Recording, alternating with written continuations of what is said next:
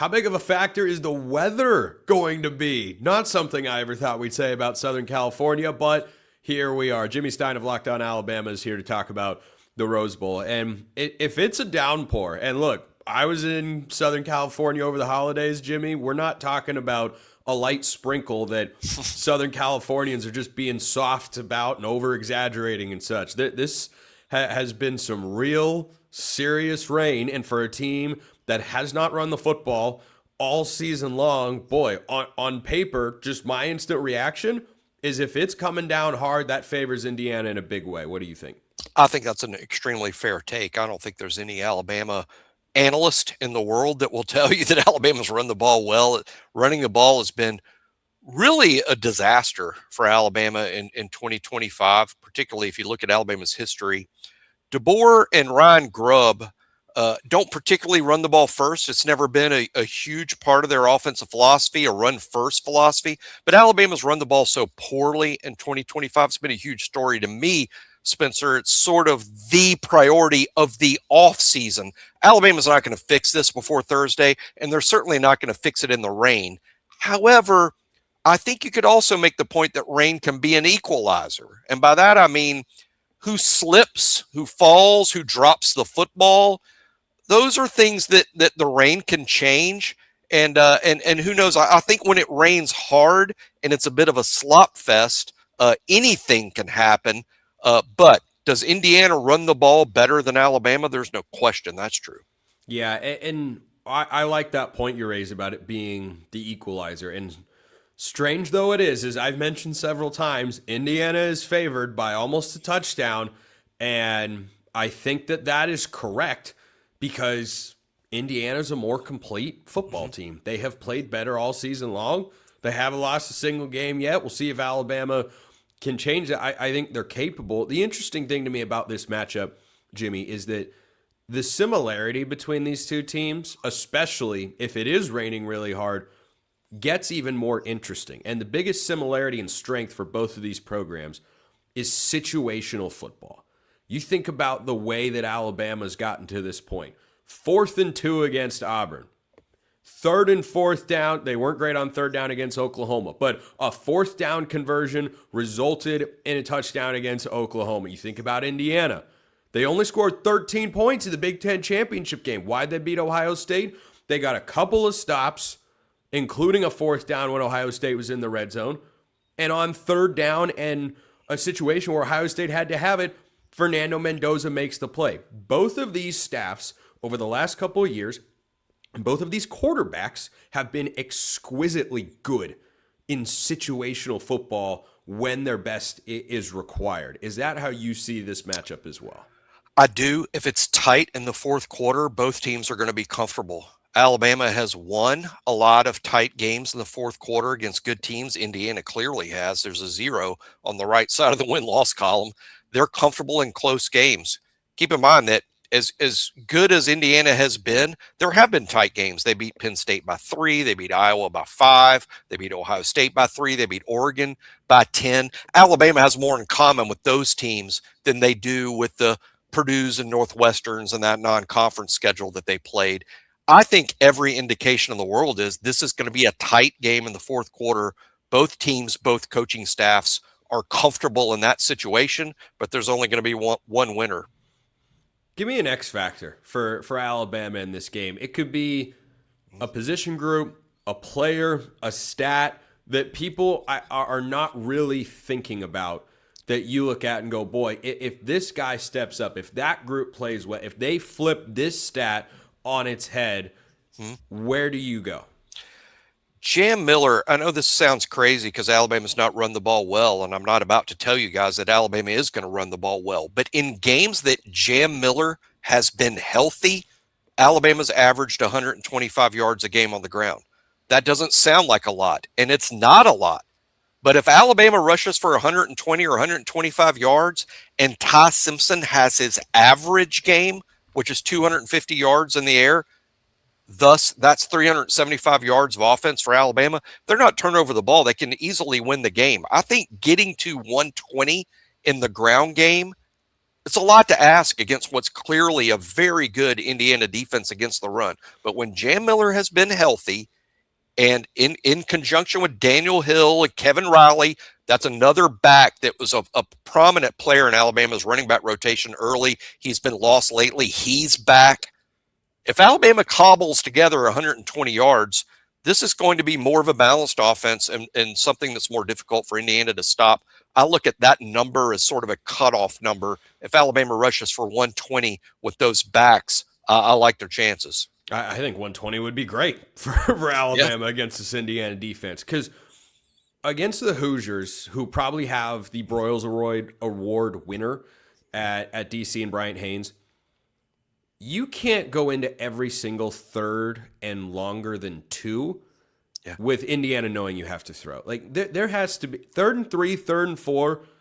A couple of times they've got to be able to run the ball for the first down. Otherwise, I just think you are going to rely so heavily on those money downs and Ty Simpson. And the next thing I want to talk about, the Alabama offensive line. Mm-hmm. I feel like they have some high highs and then they have some low lows. And Indiana, in their best win of the year prior to Ohio State, it was at Oregon. And that's a game where Oregon, who has a great offensive line, they were one of the 3 finalists for the Joe Moore Award this year. What they struggled with in that game was, yes, Indiana's physicality, and of course they've got a notable injury up front, which helps Alabama, but they did such a good job of blitzing and confusing Oregon's protection schemes and getting free runners at the quarterback. I've seen Alabama struggle with those things this season as well. I think if I were going straight line keys to the game, Alabama's got to keep Ty Simpson upright. Sure. And those sack yards have a lot to do with the rushing. I mean, for instance, like I said, 120 would be great. You know, Ohio State only rushed for like 50, 60 yards. Oregon's also in that 60, 70-yard range. Why is that? The sacks. You know, Bo Jackson for Ohio State rushed for, I think, nearly 90 yards against Indiana. Jordan Davidson for Oregon, he had almost 8 yards a carry. The backup running back almost 6 yards a carry. But they didn't rush for very many yards over the course of the game because Indiana's defense sacked Sand 5 times. They sacked Dante Moore 6 times. You take away all that sack yardage, really affects the rush yardage numbers. But the tailback numbers weren't terrible against Indiana. That's what Alabama has to avoid. Once you get sacked by Indiana 5, 6 times a game and you're behind the chains to that extent, if it's 3rd and 12, 3rd and 17, Alabama's not be converting any of those third downs. You got to stay ahead of the chains by having positive rushing yards and not give up those sacks. I would say, Spencer, in those fairly tight games, they're 20-20 with Oregon late in the game. Ohio State's 13-10. Those sacks by Indiana may have been the reason that Indiana won both of those games. It's imperative that Alabama keeps Ty upright, keeps that pressure off of him. It's a big ask, but Alabama's offensive line is probably healthier than it's been at any point since early October. Yeah, in that Oregon game, it was quarterback pressure and disruption up front that led to a deflected ball and what really wound up being the game-clinching interception. Because Oregon was driving for the tie at home, about 5-6 minutes to go in the football game, and Indiana rather comes up with a pick on the second play from scrimmage on Oregon's offensive drive. So let's move into the game prediction area here. I do think Indiana wins, whether it's raining or shining. I think that Indiana's just got more advantages. I trust them, even though they're not entirely healthy along that defensive line. They are healthy along the offensive line. I trust Fernando Mendoza. I trust Curt Cignetti in this spot, and I don't think that there are going to be a lot of points. If the weather keeps rolling through, the over-under, according to our friends at FanDuel, Jimmy, is 47.5, which is crazy when you have a battle of first-round quarterback talents and you're throwing out that. I think they're aware of how well both defenses are playing right now. Alabama's defense was, of course, great against Oklahoma after a sluggish start. Indiana's has been great all season long. Could get a lot of rain. I think that Indiana's got enough to get this done. I don't think it's crazy to think Alabama wins, but I'm going with Indiana. I do think Alabama covers the 7.5, which, as we tape this segment, is where the line is at. If you can get that over a touchdown, I think that's a pretty solid value from a betting standpoint. And I mean, my best bets have been so good this year. You should take my my advice on that front. But I'll take Indiana to win a close, really kind of ugly game in the rain. 17-13. I mean, just Wow. God, Wow. Well under. Feels gross to say that out loud, but that's well the way I under feel. that low. Well under that Well low. under. Well under the low total. I like the defenses in this one. How about you? I certainly like the defenses in this. These are two of the best 10 defenses in college football. I really believe that.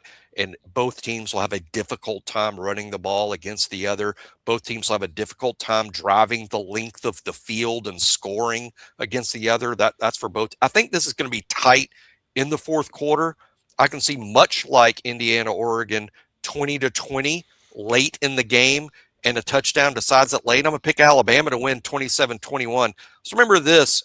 A lot of the statistical profile in this game favors Indiana. I agree with that completely. If you look at the statistical profile, it's Indiana. But Indiana's fourth best win, Illinois, Penn State. Alabama's played Georgia and Oklahoma 4 times. Alabama's statistical profile was created against what ESPN says is the 4th or 5th strongest schedule in the country. Alabama's healthier at any point since late September when they beat Georgia and Athens. This is the Alabama team that Indiana is going to see, not the Alabama team in Atlanta against Georgia, not even the Alabama team against Oklahoma a couple of times. This is the healthiest Alabama has been. That healthy Alabama team finds a way to score late and wins 27-21. Solid split here on the picks. Jimmy Stein, Locked On Alabama, great as always. Speaking of the great state of Alabama, more chaos at Auburn because, why not?